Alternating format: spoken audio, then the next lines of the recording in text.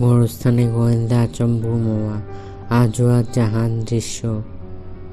পর্ব 5। অনেকখানি পথ যাবার পর সামনে দেখা মিলল সরু খাল। তাই এবার আমি ও মামা হাঁটা শুরু করলাম। এক পাশে ফসলের ক্ষেত আর অন্য পাশে সবুজের সমারোহ। তাকিয়ে থাকলে একসময় নিজেকে দিগন্ত ভেদ করা সবুজের সামিয়ানা পরম আত্মীয় মনে হয়। কিছু দূরে রাস্তার পাশে কোথাও দাঁড়িয়ে আছে শিমুল গাছ, আবার কোথাও বিশাল বিশাল রেন ট্রি। যেন রাস্তার ওপর কেউ নিজের পুরোটা হৃদয় বিছিয়ে রেখেছে। আবছা ক্ষীণ আলো বিছিয়ে আছে জগতে।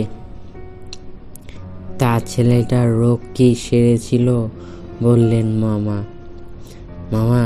সেই রিপোর্টে তো তাই বলা আছে। হতে পারে সেই আপেল কোনো ওষুধ মিশানো ছিল, পানি দেওয়ার পর তা কার্যকর হয়েছে।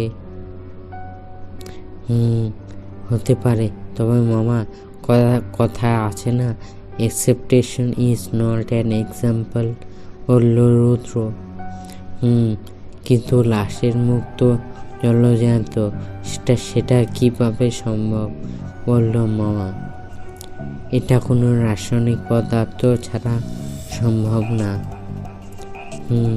আর তাই আমরা এখন যাচ্ছি যে কবরস্থানের মালিক যিনি বেঁচে আছেন তার বাড়িতে। আর উল্লেখযোগ্য কারণ হলো সে একজন রসায়নবিদ।